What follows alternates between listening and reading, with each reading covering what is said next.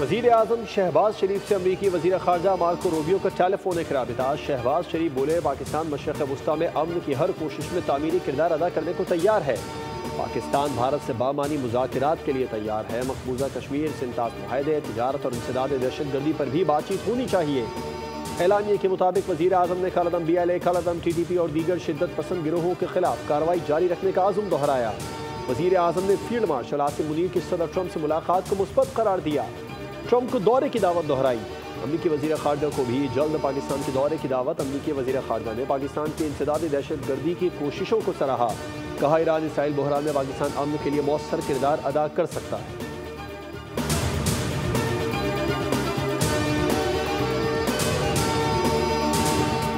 इनको बताना चाहते हैं कि आपको सिंध कायदा मानना पड़ेगा। भारत के पास दो ऑप्शंस है, या माने आलमी कानून माने, अपना सिंतास मुआहदा माने और अमल दरामद करे। नहीं मानते तो इंशाअल्लाह ताला हम एक और जंग लड़ेंगे और एक बार फिर उनको शिकस्त दिलवाएंगे। हम अपना दरिया का दिफा करना जानते हैं। पाकिस्तान ने जंग के दौरान ये दिखा दिया, भारत हमसे 7 गुना बड़ा है। कामयाब सिफारतकारी के बाद बिलावल भुट्टो की वतन वापसी। कराची एयरपोर्ट पर शानदार इस्तकबाल। सिफारती वक्त के सरबराह बिलावल भुट्टो ने मजमे से खिताब में कहा कि भारत सिंतास मुआहदा तस्लीम नहीं करता तो पाकिस्तान से एक और जंग लड़े, हम दोबारा उसे शिकस्त देंगे। हम अपने दरिया का तहफ़्फ़ुज़ करना जानते हैं। पाकिस्तान के साथ सच और भारत के साथ झूठ खड़ा था। हमने सिफारती दौरे में दुनिया को अमन का पैगाम पहुँचाया। जगह जगह कश्मीर का मसला उजागर किया गया। जंग हारने के बाद भारत की कोशिश थी कि हमें सिफारती महाज पर शिकस्त दे, मगर हमने अपनी मौसर मुहिम के जरिए भारत को सिफारती महाज पर भी शिकस्त दी।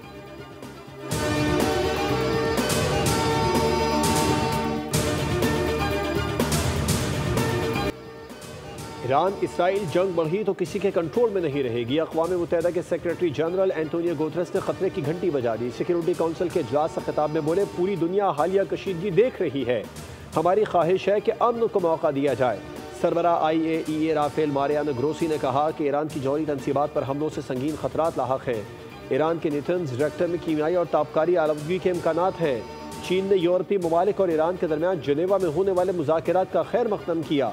मंदूब बोले, मुज़ाकरात ही वाहिद हल है। रूसी मंदूब ने कहा कि ईरान और इसराइल के दरमियान कशीदगी पर गहरी तशवीश है। दोनों के दरमियान सीज़ फायर वक्त की अहम ज़रूरत है।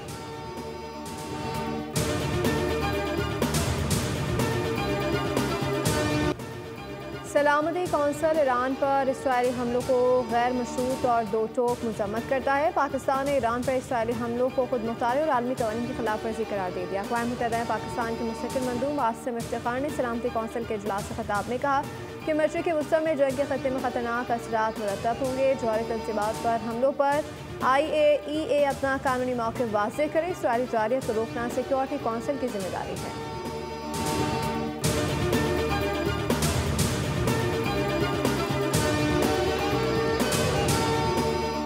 यूरोपीय वज़राए ख़ारजा के ईरानी वज़ीर ख़ारजा से मुज़ाकरात। फ्रांसीसी वज़ीर ख़ारजा ने कहा, सिफारती इक़दाम से मुज़ाकरात का दरवाज़ा खुलना चाहिए। उम्मीद है ईरानी अमरीकी फ़रीक के साथ बातचीत का रास्ता खोलेंगे। जौहरी मसले और दीगर मसाइल पर बातचीत जारी रखने के लिए तैयार हैं। बरतानवी वज़ीर ख़ारजा बोले, ईरान के साथ मुज़ाकरात की खिड़की खुली रखना ज़रूरी है। ईरान के साथ जारी बातचीत जारी रखने के ख्वाहिशमंद है। ईरान जौहरी हथियार नहीं रख सकता।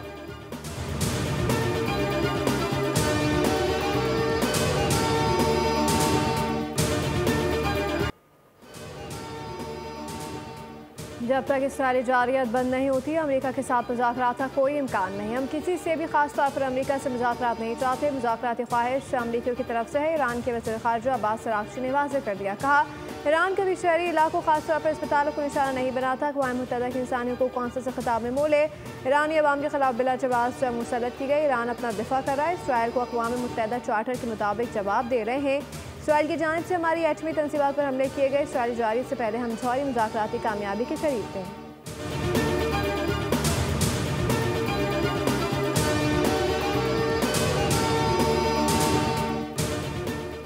ईरान की एक बार फिर आबनाए हॉर्मुज़ बंद करने की वार्निंग। अमेरिका को जंग में इसराइल का साथ न देने का इंतबाह। आबनाए हॉर्मुज़ से दुनिया भर में तेल सप्लाई किया जाता है। आबनाए हॉर्मुज़ बंद हुई तो आलमी तेल की 20% रसद मुतासिर होगी।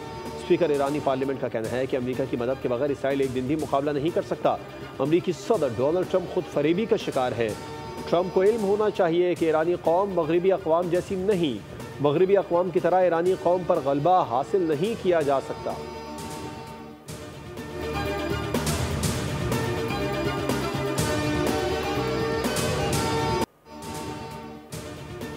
ईरान ने एक बार फिर गासिब रियासत इसराइल पर बैलिस्टिक मिसाइलों की बारिश कर दी। जनूबी इसराइल को हदफ बनाया गया। पूरे इलाके में सायरन बज गए। कई इमारतें मलबे का ढेर बन गई। गाड़ियों में आग लगने के मनाजिर। इसराइली तिबी हुकाम ने ईरानी हमले में कई अफराद के जख्मी होने की तस्दीक कर दी। हुकाम का कहना है कि इसराइली दिफाई निज़ाम ईरानी मिसाइल को रोकने में मुकम्मल नाकाम रहा। ईरान की टीवी ने जनूबी इसराइल पर मिसाइल लॉन्चिंग की वीडियो जारी कर दी।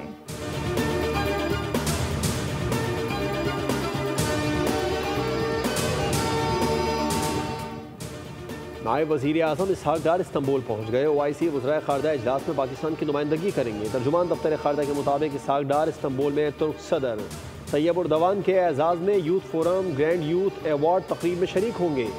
तुर्क सदर तैयब उर्दवान को मिसाली क़यादत और नौजवानों को बासलाहियत बनाने के गैर मुतज़लज़ल जज्बे पर यूथ फोरम एवार्ड दिया गया। इसहाक डार की पाकिस्तानी कौम और क़यादत की जानिब से तुर्क सदर को मुबारकबाद।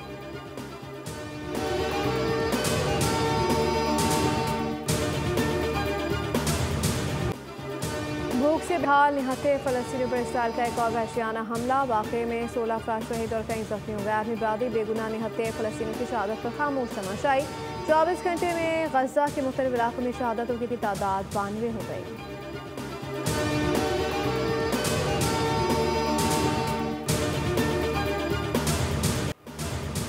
Chief of army staff field marshal Syed Asim Munir की दौरे अमरीका के दौरान अहम मुलाकातें। आर्मी चीफ की वाशिंगटन में सीनियर स्कॉलर्स, तज्ज़ियाकारों, पॉलिसी माहिरीन और बैनुल अक़वामी मीडिया के नुमाइंदों से तफसीली गुफ्तगू। फील्ड मार्शल ने मार्का हक और ऑपरेशन बुनियाद मरसूस की तफसीलात और तज्ज़िया पेश किया। खिताब में कहा, कुछ इलाक़ाई अनासर हाइब्रिड वॉरफेयर के तौर पर दहशतगर्दी को हवा दे रहे हैं। पाकिस्तान ने दहशतगर्दी के खिलाफ आलमी जंग में हरावल दस्ते का किरदार अदा किया। पाकिस्तान ने महफूज और पुरअमन दुनिया के लिए इंसानी और मुआशी लिहाज से बेपनाह कुर्बानियाँ दी हैं। आर्मी चीफ की बैनुल अक़वामी शराकतदारों को बाहमी ताउन के मौक़े तलाश करने की दावत। शुरा ने चीफ ऑफ आर्मी स्टाफ के मौक़िफ़ की शफ़ाफ़ियत और वजाहत को सराहा।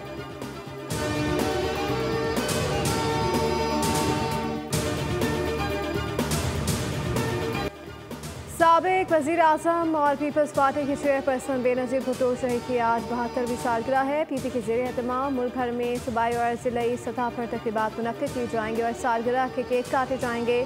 बेनज़ीर भुट्टो 21 जून 1953 को कराची में पैदा हुई और 1973 में हार्वर्ड रेडक्लिफ कॉलेज से ग्रेजुएशन मुकम्मल की। वो इस्लामी दुनिया की पहली खातून वज़ीर आज़म थी।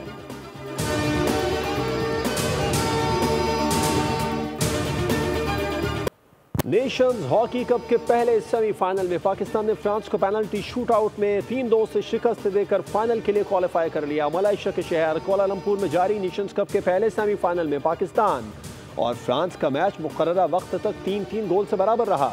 दोनों टीमों ने एक दूसरे के गोल पोस्ट पर भरपूर हमले किए, ताहम कोई टीम नतीजाकुन गोल स्कोर करने में कामयाब न हो सकी।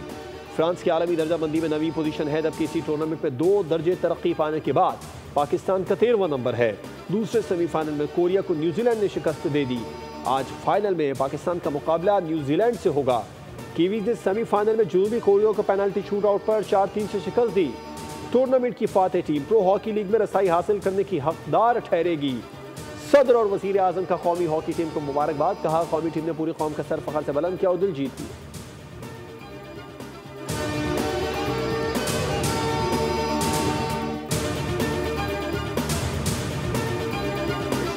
रहती है और जो लोग सपोर्ट कर रहे हैं उनको भी बड़ी मुबारकबाद और पूरे पाकिस्तान को बड़ी मुबारकबाद कि जैसे आज ऑल आउट जाके मेरी टीम ने परफॉर्म किया। शुक्रगुजार हूँ अल्लाह ताला की ज़ात का जिन्होंने मेहनत का सिला दिया। आज लड़के फाइनल पहुँच चुके हैं। पाकिस्तान के जितने भी लोग हैं, अवाम है, हॉकी लवर है, सबको मुबारकबाद मेरी तरफ से।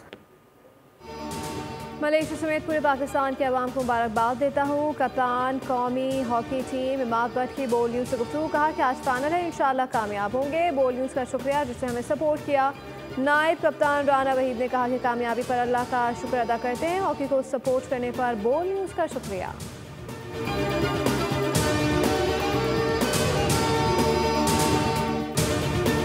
होने जा रही है और ये 1 सितंबर से हो जाएगी और अगर मनोमन ये चीज़ की जा रही है जो 5 साल पुरानी की इजाज़त दी जा रही है कमर्शियल पर, और बतजरीज ड्यूटीज एंड टैक्सेस भी कम हो रहे हैं। इंपोर्टेड गाड़ियों की कीमतों में कदरे कमी का इम्कान। IMF ने 5 साल पुरानी गाड़ियां दरामद करने की इजाज़त दे दी। सितंबर 2025 से 5 साल पुरानी गाड़ी दरामद की इजाज़त होगी। इंपोर्टेड 5 साल पुरानी गाड़ी पर 40% ड्यूटी आयद की जाएगी। Chairman all Pakistan motor dealers association HM Shahzad कहते हैं गाड़ियां इंपोर्ट होने से कीमतों में 8 से 10 लाख रुपए की वाज़ेह कमी का इम्कान है। इस्तेमाल शुदा गाड़ियों के इंपोर्ट पर ड्यूटीज में नुमाया कमी आएगी।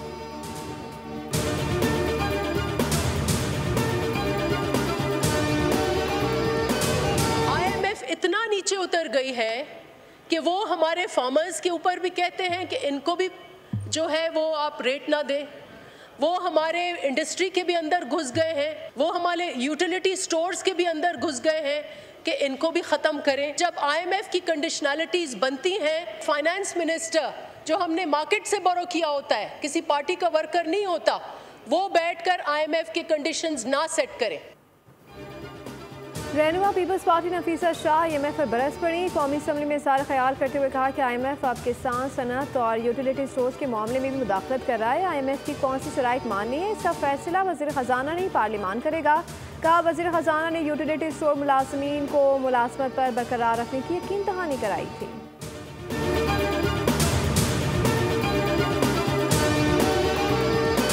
आईनी ओहदा रखने वाला जब खुद ही आइन की पासदारी नहीं करेगा तो क्या मैसेज हम गवर्नर हाउस की वजाहत। कहा अवैस कादिर शाह को सूरत हाल पर गलत फहमी हुई। मखसूस दफ्तर पेशगी तौर पर तैयार था। मरकजी दफ्तर इस्तेमाल करना मकसूद था तो बरवक्त आगाह किया जाता। गवर्नर हाउस हमेशा आवाम के लिए खुला है। गवर्नर सिंध के दफ्तर को ताला लगाने के खिलाफ दायर दरखास्त की समाअत। सिंध हाई कोर्ट ने कायम मकाम गवर्नर को दाखिले की इजाज़त दे दी। रिमार्क थी कि रिहायशी कमरों के अलावा दीगर दफातर तक रसाई दी जाए। अदालत ने 23 जून को प्रिंसिपल सेक्रेटरी से रिपोर्ट तलब कर दी।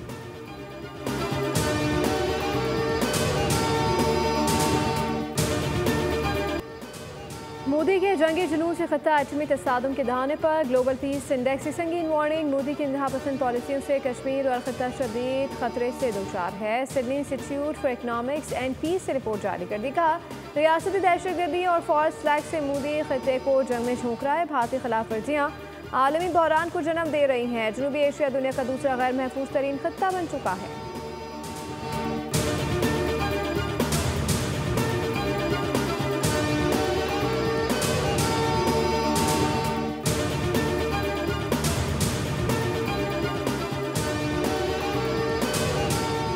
कराची के इलाके शार फैसल कारसाज के करीब पोल मोटरसाइकिल सवार फैमिली पर गिर गया। हादसे में बाप जाँ बहक, माँ और बेटी जख्मी। रेस्क्यू हुकाम के मुताबिक जाँ बहक शख्स की शनाख्त जमील, जख्मियों में फातिमा और अनैसा के नामों से हुई। स्ट्रीट लाइट पोल काफ़ी खस्ता हालत में पाया गया।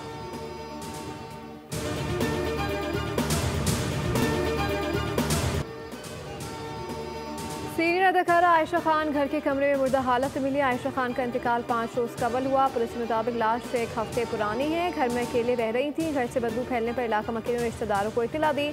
आयशा खान का शुमार पाकिस्तान टेलीविजन के सुनहरी दौर के उन अदाकारों में होता है जिन्होंने कई मशहूर ड्रामों में अपनी जानदार अदाकारी से नाजरीन के दिल जीते। उनके यादगार ड्रामों में अफशा, उनसा और महम भी शामिल हैं।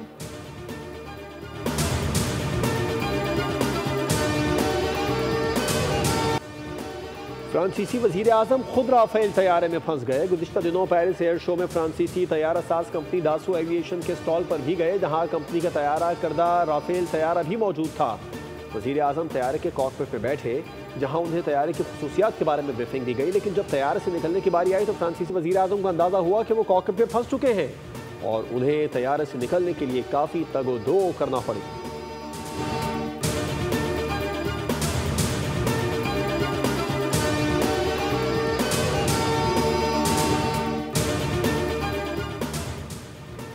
साइंसदानों ने मच्छर जितना छोटा ड्रोन तैयार कर लिया जिसे फौजी मकासद के लिए भी इस्तेमाल किया जा सकता है। चीन की national university of defence technology की रोबोटिक्स लेबॉर्ट्री ने ये ड्रोन रोबोट तैयार किया।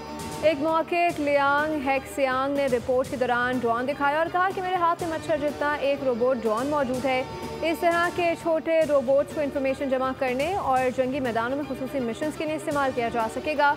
इस ड्रोन के 2 नन्हे पर हैं जो किसी पत्ते जैसे नजर आते हैं, जबकि टांगे बहुत ज़्यादा पतली हैं। रिपोर्ट के मुताबिक ये प्रोटोटाइप ड्रोन स्मार्टफोन के जरिए कंट्रोल किया जा सकता है।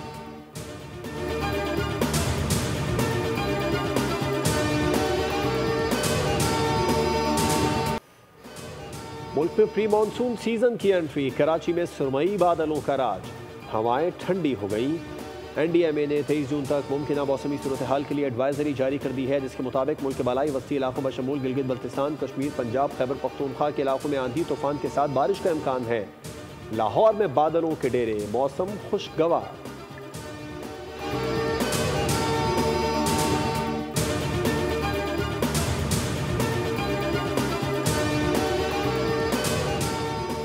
पाकिस्तान क्रिकेट बोर्ड के चेयरमैन मोहसिन नकवी की वाशिंगटन में फीफा के सदर जियानी इन्फेंटिनो से मुलाकात। फीफा के सदर से मुलाकात शानदार रही। मोहसिन नकवी का ट्वीट, पाकिस्तान में खेलों की बेपनाह सलाहियतों पर तबादला ख्याल किया, खासतौर पर क्रिकेट के बाद फुटबॉल की बढ़ती हुई मकबूलियत पर।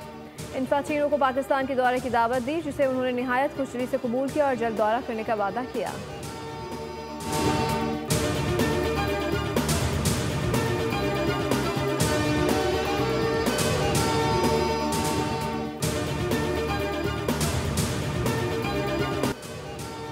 और ड्राइंग हकीकत बन गई, हर तरफ अफरा तफरी मच गई। हॉलीवुड मूवी स्केच का नया ट्रेलर जारी, फिल्म 6 अगस्त को सिनेमा घरों की जीनत बनेगी।